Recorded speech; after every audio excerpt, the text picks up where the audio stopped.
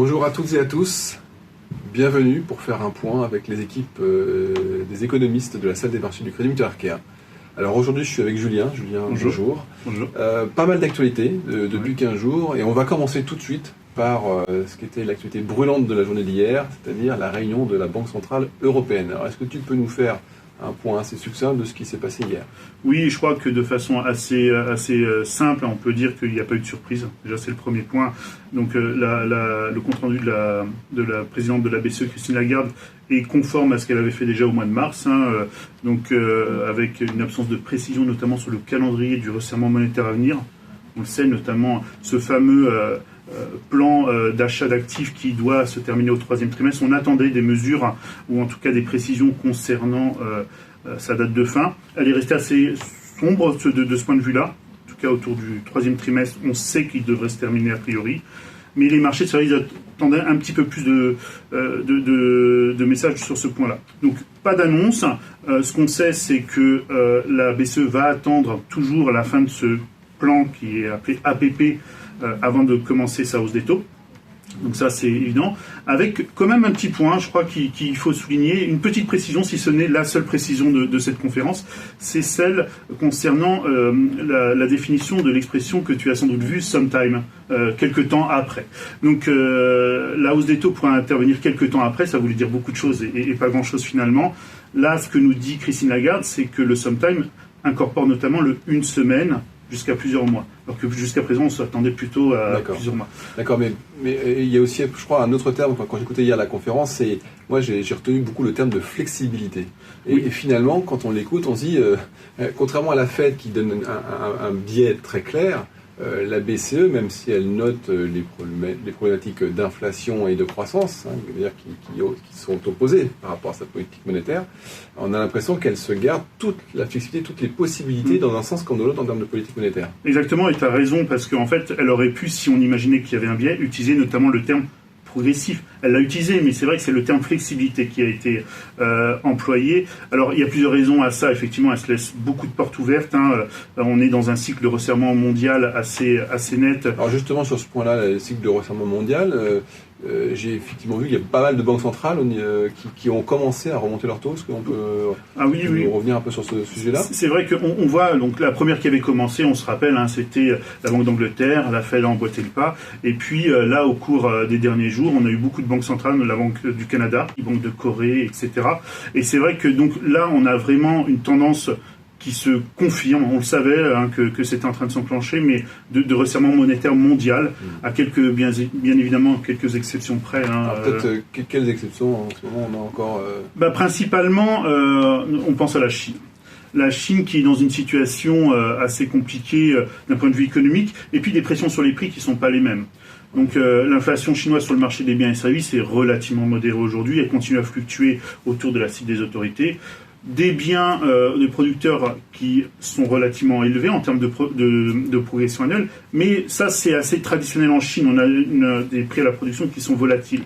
Et puis surtout un contexte économique qui se durcit, qui est compliqué, avec notamment les conséquences de plus en plus nettes de la résurgence du Covid et de la politique zéro Covid mise en place par les autorités, par Pékin. Avec notamment le blocage, la mise sous cloche, un confinement des cœurs économiques et commerciaux de la Chine. On pense notamment à Shanghai, Shenzhen, Ningbo, qui est le deuxième port également chinois. Donc véritablement des difficultés économiques qui ne permettent pas à la Banque de Chine de s'intégrer dans ce processus. J'ai même vu que cette semaine c'était l'inverse, c'est-à-dire qu'elle a évoqué du fait de ces conséquences économiques de ces lockdowns, de ces confinements, la possibilité qu'elle aurait de baisser ses taux d'intérêt, donc à l'inverse de ce que font les autres banques centrales. Oui, je crois qu'on va assister à une palette large en fait, donc parce qu'il y a les taux directeurs, il y a les ratios, ce qu'on appelle les RRR obligatoires, exactement imposés aux banques. On sait que les autorités, là, d'un point de vue plutôt budgétaire, vont également lancer une espèce de bazooka, alors qu'elles étaient très rapidement en fait, elles ont resserré leur politique économique, les autorités chinoises, et là on revient vraiment en arrière. D'accord. Et alors. Bon, donc on a compris, on met la Chine de côté qui va être dans un processus peut-être un peu plus isolé, à l'inverse de ce cycle mondial de remontée des taux d'intérêt. Revenons un instant comme sur donc, ce qui est l'explication principale à la remontée de ces taux d'intérêt, c'est l'inflation. Et on a eu ces derniers jours encore de nombreux chiffres. Alors on a eu les chiffres en Europe, on a eu l'inflation à 7,5%, on a eu l'inflation aux États-Unis à 8,5%, on a eu le PPI aussi, les prix à la production aux États-Unis à plus de 11%. Donc on voit que les chiffres accélèrent encore. Alors quid de ces chiffres d'inflation par rapport à notre scénario à nous, qui était de dire, bon, effectivement, une inflation qui va être forte au premier semestre, mais qui va rebaisser au second semestre. Est-ce que ça tient toujours la corde, ce scénario, ou est-ce qu'on s'inquiète un petit peu des chiffres que l'on voit actuellement? Ce qui est certain, c'est que les tensions inflationnistes perdure plus longtemps que ce qu'on avait anticipé, et aujourd'hui on voit bien que le pic il n'est pas encore passé. Donc vraisemblablement par rapport à notre scénario, ce que l'on pourrait imaginer c'est un pic qui serait atteint peut-être un peu plus loin que ce qu'on avait anticipé initialement, mais je crois que le scénario reste le même, en tout cas en zone euro. La zone euro aujourd'hui elle reste principalement frappée par une inflation importée, une inflation qui vient du marché des marchés énergétiques principalement et alimentaires, mais aujourd'hui c'est vrai, et c'est notamment un point qui a été souligné par Christine Lagarde, on n'a pas d'accélération toujours des salaires en zone euro, à quelques exceptions près. Donc je crois que le scénario globalement peut considérer être toujours viable, même si on le voit, et c'est le cas depuis le début de la crise du Covid, on décale le moment de la normalisation, mais c'est vrai que les conséquences restent fortement exogènes au sein de la zone euro. Pour les États-Unis, c'est différent. Alors, tu citais le chiffre de 8,5%. Ce qui est assez rigolo, c'est de se rappeler le dernier moment où on a eu cette inflation. C'était 1981. C'est en plein air Volcker avec la Fed, donc ça veut dire beaucoup de choses, et qui a lutté activement, qui a fait de son mandat la lutte contre l'inflation un objectif essentiel. Donc c'est vrai qu'aux États-Unis, on commence véritablement à avoir des tensions qui perdurent, une Fed qui du coup s'inscrit de plus en plus, et on l'a vu lors du dernier compte-rendu de la Réserve fédérale américaine, dans une volonté de lutter activement contre l'inflation. Les anticipations de marché, elles sont très fortes du point de vue de la Fed, contrairement à la BCE. C'est ça qu'en Europe, quand on regarde l'indicateur principal, l'indicateur clé que regarde la BCE, c'est l'inflation à 5 ans dans 5 ans. Oui.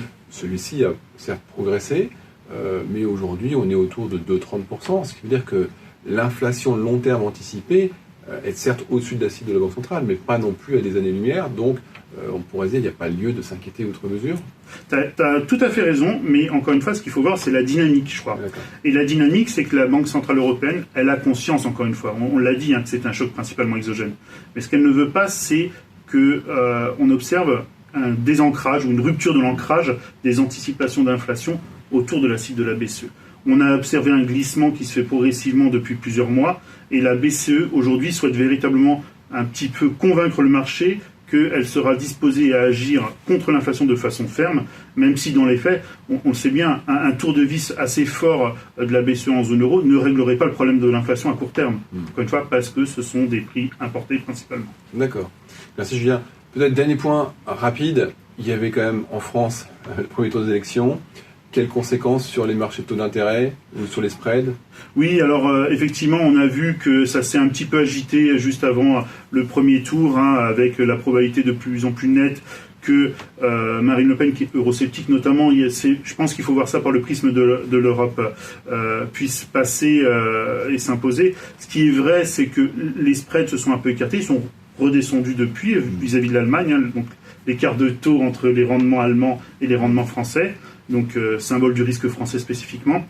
Et puis aujourd'hui, donc il reste à un niveau qui est relativement modéré pour la simple et bonne raison qu'aujourd'hui les sondages laissent quand même supposer plutôt une victoire d'Emmanuel Macron. Dans un premier temps, c'est le facteur majeur. Et puis également, de façon peut-être un peu plus marginale, le fait que Marine Le Pen aujourd'hui ne revendique plus un Frexit de façon brutale comme elle avait pu le faire par le passé, même si on sait que son programme, d'une certaine façon, conduirait de facto à une sortie de l'Union européenne. Donc en clair, pour l'instant, effectivement, les marchés price plutôt effectivement une victoire d'Emmanuel Macron. Donc on verra ça lors de notre prochain entretien. En tout cas, si ce n'était pas le cas, je pense que les marchés ne le price en passe, ça serait effectivement une surprise. Et le marché n'aimant pas les surprises, ça aurait probablement un impact sur les spreads. Nous verrons bien. Voilà. Merci Julien. Bonne semaine et bonne semaine à toutes et à tous. Et à bientôt. Merci.